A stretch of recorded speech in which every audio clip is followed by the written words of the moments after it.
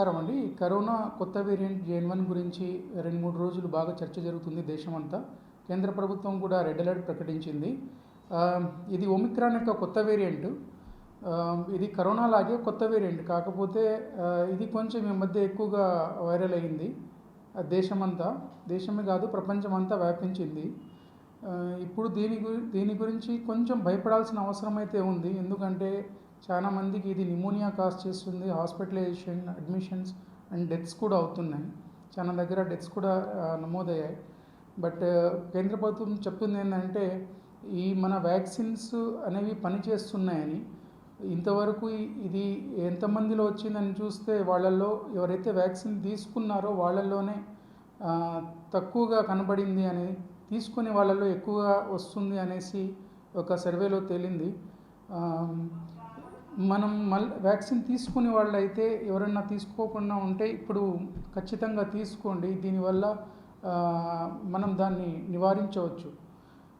Next, ఇది ఎలా వ్యాప్తి చెందుతుంది అనే దాని మీద రకరకాల అపోహలు ఉన్నాయి. దీనికి కొత్తగా ఏం లేదండి. యాజ్ ఇట్ ఈస్గా ఇది కరోనా ఎలా వ్యాప్తి చెందిందో అలాగే చెందుతుంది. జాగ్రత్తలు కూడా సేమ్. మాస్కులు వేసుకోవడం, క్రౌడీ ప్లేసెస్లో వెళ్లకుండా ఉండడం, హ్యాండ్ వాష్ చేసుకోవడం, పబ్లిక్ ఈవెంట్స్ను కొద్దిగా అవాయిడ్ చేయడం.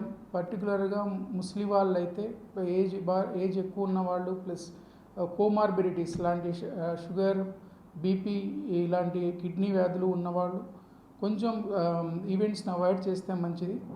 ఏజ్ గ్రూప్ దీని గురించి ఇది ఎవరికి ఎక్కువ వస్తుందంటే అండి, ఇప్పుడు అన్ని ఏజ్ గ్రూప్స్లో కనబడుతుంది. పిల్లల్లో అయితే ఎక్కువ కనబడలేదు. ఇది సేమ్ కరోనా లాగే వస్తుంది. ఇంతకుముందు కరోనా ఎలా వచ్చిందో ఎక్కువ ఏజ్ ఉన్న వాళ్ళల్లో, కొంచెం కోమార్బిడిటీస్ ఎక్కువ ఉన్న వాళ్ళల్లోనే ఎక్కువ కనబడుతుంది. ఇంకా దీని మీద కొంచెం రీసెర్చ్ స్టడీస్ ఇంకా జరగాల్సిన అవసరం ఉంది. ఇంకా పూర్తిగా దీని మీద సమాచారం అయితే 100% ఎక్కడ అవైలబుల్ లేదు. చూడండి, ఇది డేంజరా కాదా అనేది కూడా ఎక్కువ ఇంకా సమాచారం లేదండి. ఇప్పుడు సెకండ్ వేవ్ అంత తీవ్రంగా రాదు అని అంటున్నారు, కానీ కొంచెం తీవ్రత అయితే ఉంటుంది. ఇంకా దీని గురించి పూర్తి సమాచారం వచ్చేది ఉందండి. ఇంకా ఇప్పుడే అన్నీ ఇంత డీటెయిల్గా మాట్లాడడం అనేది కరెక్ట్ కాదు, కానీ కొంచెం తీవ్రత అయితే చూపిస్తుంది. అది ఎంత ప్రాణాపాయం అంటే కొన్ని డెత్స్ కూడా నమోదయ్యాయి, చెప్పాను నేను. సో ఇంకా దీని గురించి సమాచారం అందాల్సి ఉంది. కేరళ, తమిళనాడు, యూపీ, ఢిల్లీ ఇక్కడ వరకు అయినాయి. కానీ ఇప్పుడు పేషెంట్స్కు టెస్ట్లు అనేది తీవ్రంగా సిమ్టమ్స్ ఉంటాయి. లైక్ ఎక్కువ దగ్గు, జలుబు, శ్వాస తీసుకోవడంలో ఇబ్బంది, అంటే సివియారిటీ ఉంటేనే మనం చేస్తున్నామండి. సింపుల్ ఫీవర్కి అయితే మనం చేయట్లేదు. ఆ లక్షణాలు ఉంటే ఖచ్చితంగా చేస్తున్నాం. సేమ్ అండి, ఇన్ఫ్లుయెన్జా లైక్ సిమ్టమ్స్ అంటారు వీటిని.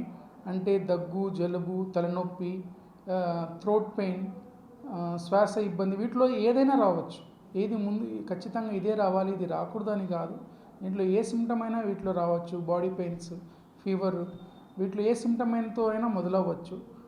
బట్ మన దగ్గర ఫస్ట్ ఏంటంటే, మీకు అలా అనిపిస్తే నెగ్లెక్ట్ చేయకుండా ఖచ్చితంగా డాక్టర్ దగ్గర కలవండి, ఒకసారి పరీక్ష చేసుకోండి. జాగ్రత్తగా ఉంటేనే మంచిది. మనము కరోనా టైంలో ఏం చేసామో, మాస్క్ వేసుకోవడము, హ్యాండ్ వాష్ చేసుకోవడము, ఎవరికైతే సిమ్టమ్స్ ఉన్నాయో వాళ్ళకంతా వాళ్ళే కొద్దిగా మిగతా వాళ్ళతో దూరంగా ఉండడం, శానిటైజర్ వాడడము, మిగతా వాళ్ళ కొద్దిగా డిస్టెన్స్ మెయింటైన్ చేయడం, పబ్లిక్ ఈవెంట్స్లో ఎక్కువగా వెళ్ళకపోవడం అనేది చేస్తేనే మంచిది. ఖచ్చితంగా దానివల్ల ఉపయోగం అయితే ఉంటుంది. మన దగ్గర అయితే సివియర్ సిమ్టమ్స్తో ఎవరు రాలేదమ్మా. మనమైతే చేయించలేదు ఇంకా అంత సివియర్గా. బ్రెత్లెస్నెస్, కఫ్, కోల్డ్ అని ఎవరు రాలేదు. మైల్డ్ ఫీవర్తో, మైల్డ్ కోల్డ్తో వచ్చారు, బట్ వాళ్ళ మీద సస్పిషన్ కూడా లేకుండా ఉండే, అందుకని మనం చేయించలేదు. ఇంత తొందరగా మనము పేషెంట్స్ని కోవిడ్ అంటే వాళ్ళు కొంచెం కంగారు పడే అవకాశం కూడా ఉంది. సో పేషెంట్స్కి మనం ఖచ్చితంగా మనకు డౌట్ వచ్చినప్పుడు క్లినికల్గా మనం చేయిస్తాం. సిమ్టమ్స్ని బట్టి మెడికేషన్ మనం ప్రస్తుతం సింపుల్గా కోల్డ్, కఫ్, ఫీవర్ అంటే సింపుల్ మెడిసిన్ తోనే, మన జలుబుకి మనం ఏం మెడిసిన్ ఇస్తామో వాటితోనే, దగ్గు జలుబుకి ఏవి ఇస్తామో వాటితోనే మనం మొదలు పెడతాము. ఆ తర్వాత సివియారిటీని బట్టి మనం నెక్స్ట్ లెవెల్కి వెళ్ళాల్సి ఉంటుంది. ఖచ్చితంగా మీరు జాగ్రత్తలు తీసుకోండి. హ్యాండ్ వాష్ చేసుకోవడము, పబ్లిక్ ప్లేస్లో వెళ్ళకపోవడము, శానిటైజర్ వాడడము, వీలైనంత వరకు మాస్క్లోనే ఉండడం, ఎవరికైనా లక్షణాలు కనబడితే కొద్దిగా మందితో దూరంగా ఉండడం, ఇవి పాటిస్తే సరిపోతుంది.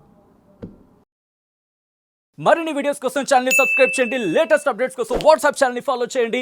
అండ్ లింక్ డిస్క్రిప్షన్ లో ఉంది.